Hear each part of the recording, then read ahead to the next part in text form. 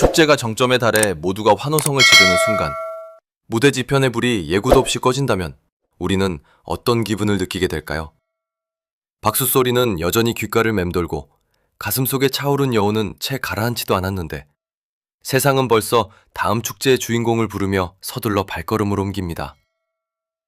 음악 경연 프로그램 무명전설 시즌1이 막을 내린 지난 5월 13일 이후 우리가 마주한 풍경이 바로 이와 같았습니다.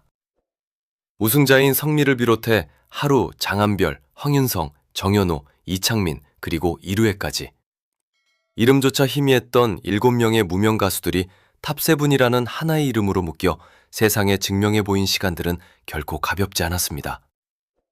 그들이 무대 위에서 흘린 땀방울과 눈물은 시청자들의 마음을 움직였고 마침내 뜨거운 팬덤을 형성하며 거대한 화롯불을 피워올렸습니다. 그러나 이 온기가 채 퍼지기도 전에 방송사는 그들의 본격적인 스피노프 활동인 전설의 산내가 첫 방송을 시작하기도 이틀 전부터 이미 시즌2의 참가자 모집을 공고했습니다. 주인공이 인사말을 끝내기도 전에 다음 순서를 부르는 사회자의 서두름처럼 대중의 시선과 화제성은 오롯이 탑세븐에게 머물지 못하고 분산되기 시작했습니다. 서바이벌 프로그램이 끝난 직후 몇 달은 대중의 관심이 가장 뜨겁게 타오르는 이른바 골든타임입니다. 이 시기에 장작을 계속 넣어주어야만 불씨가 거대한 불길로 이어질 수 있습니다. 하지만 지금의 타임라인은 불이 한창 타오르는 화롯불 옆에 벌써부터 새로운 화로를 준비하는 모양새를 띠고 있습니다. 기획과 프로그램이라는 브랜드는 방송사가 만들 수 있지만 그 브랜드의 생명력을 불어넣고 신뢰를 구축하는 것은 결국 무대 위의 사람입니다. 우리가 진정으로 사랑했던 것은 무명전설이라는 타이틀이 아니라 그 안에서 치열하게 버텨내며 자신만의 전설을 써내려간 7명의 영혼들이었습니다. 화려한 스포트라이트 이면에 가려진 채 단 한 번의 기회를 위해 청춘을 바쳤던 이들의 숨겨진 이야기와 왜 우리가 그토록 짧은 시간 동안 그들에게 깊이 매료될 수밖에 없었는지에 대한 질문은 바로 여기에서부터 시작됩니다. 처음에는 그저 스쳐 지나가는 이름들에 불과했습니다. 아이돌 그룹의 멤버였다가 무대가 사라지니, 먼 타국에서 노래 하나만을 믿고 찾아오니, 혹은 차가운 현실의 벽 앞에서 마이크를 내려놓아야 했던 이들이었습니다.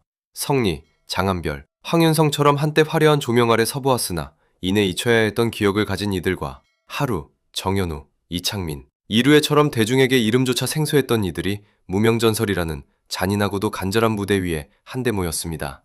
한국의 K-팝 산업은 매년 수백 명의 아이돌과 가수를 쏟아내지만 그중 살아남는 이는 극소수에 불과합니다. 대중의 기억에서 잊힌다는 것은 음악적 사망 선고와 다름없기에 이 7명에게 이 프로그램은 단순한 경연이 아니라 삶의 마지막 돌파구였습니다. 그들의 연습실은 언제나 불이 꺼지지 않았습니다. 밤을 지새우며 발이 부르트도록 안무를 맞추고 목이 쉴 때까지 음정을 다듬던 시간들은 방송의 짧은 비하인드 컷으로는 모두 담아낼 수 없는 치열한 생존 투쟁이었습니다. 완벽한 무대를 보여주지 못하면 다음은 없다는 압박감, 이번에도 실패하면 정말 끝일지도 모른다는 공포가 매 순간 그들의 어깨를 짓눌렀습니다. 특히 이미 실패의 쓴맛을 보았던 멤버들에게는 무대 위로 걸어나가는 한 걸음 한 걸음이 과거의 상처와 마주하는 두려운 여정이었습니다. 하지만 그들은 서로의 손을 잡았습니다. 서바이벌이라는 포장지 속에서 서로를 짓밟아야 살아남는 구조였음에도 이들은 경쟁자가 아닌 동료로서 서로의 부족한 부분을 채워나갔습니다. 이러한 진심은 화면을 넘어 대중에게 고스란히 전달되었습니다. 한국 사회에서 트로트와 오디션 문화는 단순한 오락을 넘어 평범한 이들이 역경을 극복해 나가는 서사를 소비하며 대리만족과 위로를 얻는 독특한 문화적 현상을 띠고 있습니다. 시청자들은 무대 위에서 필사적으로 노래하는 그들의 모습에서 장기 불안과 무한 경쟁 속에서 지쳐가는 자신들의 모습을 발견했습니다. 저들도 저렇게 버텨내는데 나도 조금만 더 힘을 내보자는 마음이 모여 거대한 팬덤이 형성되었습니다.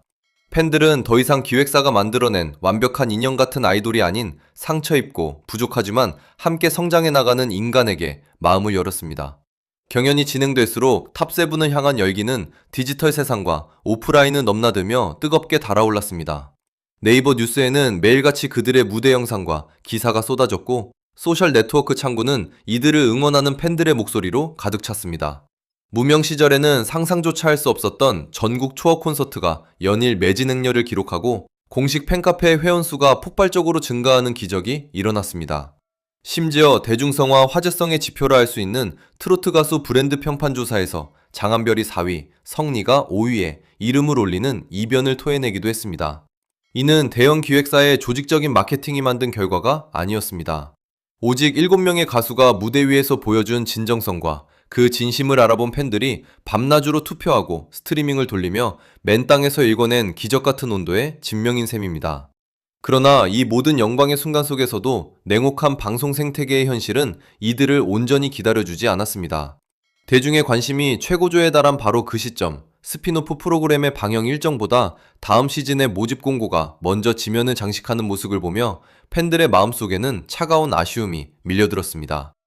서바이벌의 골든타임은 그리 길지 않으며 한 번 식어버린 대중의 냄비는 다시 데우기 어렵다는 것을 누구보다 잘 아는 팬들이었기에 이제 겨우 피어난 7개의 꽃봉우리가 제대로 만개하기도 전에 시들어버릴까봐 조바심이 날 수밖에 없었습니다. 그럼에도 불구하고 이들은 무너지지 않았습니다. 오히려 시스템의 서두름 앞에서 팬덤에 더욱 단단하게 결속되기 시작했습니다. 가장 놀라운 변화는 경연이 끝난 뒤 무대 밖에서 시작되었습니다. 대개 서바이버 프로그램이 막을 내리면 자신이 응원하던 가수의 분량과 혜택을 두고 팬들 사이에 날카로운 신경전이 벌어지기 마련입니다. 치열한 순위 다툼의 잔상이 골깊은 반목으로 남는 것이 오디션 생태계의 오랜 관례였습니다. 하지만 탑7의 팬덤은 전혀 다른 길을 걷기 시작했습니다. 성리의 팬도, 장한별의 팬도, 그리고 하루, 황윤성, 정현우, 이창민, 이루애의 팬들도 어느새 탑7이라는 커다란 울타리 안에서 하나의 목소리를 내고 있었습니다.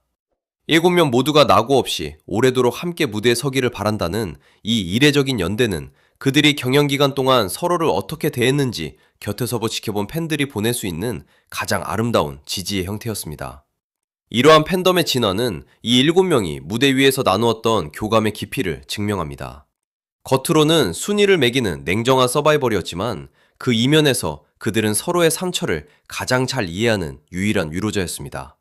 장한별이 고음을 힘겨워할 때 곁에서 묵묵히 화음을 쌓아주던 성리의 목소리, 무대 공포증으로 떨고 있는 하루의 손을 남몰래 잡아주던 멤버들의 모습은 대본 없는 다큐멘터리 그 자체였습니다. 이들이 보여준 끈끈한 유대감은 각자 도생의 사회를 살아가는 대중에게 단순한 연예인과 팬의 관계를 넘어선 가족 같은 정서적 일체감을 선물했습니다. 전국 투어 콘서트장에서 7명의 멤버가 서로를 바라보며 눈물을 흘릴 때 객석을 가득 채운 팬들이 함께 오열했던 것은 그 유대의 온도가 완벽히 닮아 있었기 때문입니다. 결국 이들이 만들어낸 가장 결정적인 순간은 방송사가 짜놓은 타임라인의 압박을 팬들과의 신뢰로 정면 돌파해낸 순간들이었습니다. 시스템은 서둘러 다음 시즌을 준비하며 시선을 분산시키려 했지만 팬들은 오히려 탑7의 브랜드 평판 순위를 끌어올리고 콘서트 좌석을 전속 매진시키며 온몸으로 불씨를 지켜냈습니다. 무대 위에서 가수가 진심을 다해 노래하고 무대 아래에서 팬들이 그 진심을 책임지겠다는 듯 서로를 지탱하는 모습은 K-팝 역사에서도 보기 드문 감동적인 풍경이었습니다. 프로그램의 기획 의도를 넘어 출연자들과 대중이 주도적으로 새로운 가치를 창출해낸 이 특별한 순간들은 왜 우리가 여전히 이 7명의 행보에 눈을 떼지 못하는지, 그리고 왜 이들의 여정이 여기서 멈춰서는 안 되는지를 소리 없이 웅변하고 있었습니다.